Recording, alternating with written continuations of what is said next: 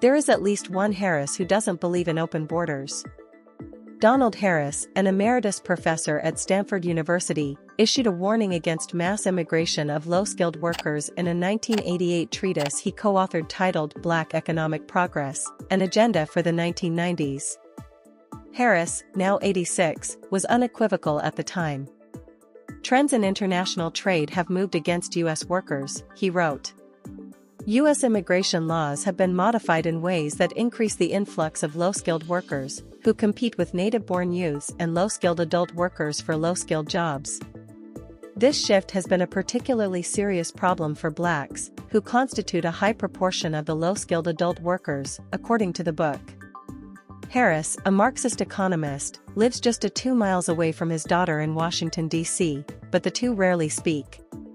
The chilly relations stretch back to Harris's divorce from Kamala's mother in 1972, and is losing a bitter custody battle.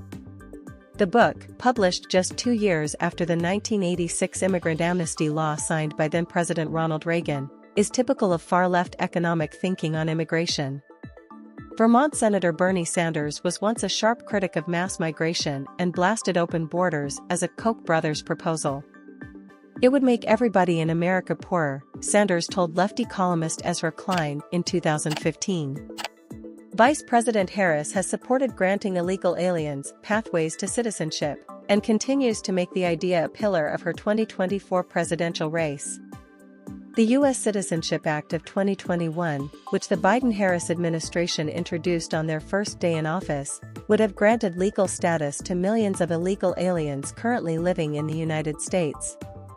The influx of illegal immigrants and thus low-skilled labor advocated by Harris/Walz exacerbates inequalities by driving down wages and creating competition among those already marginalized, particularly Black Americans, Black GOP political consultant Shermichael Singleton told The Post.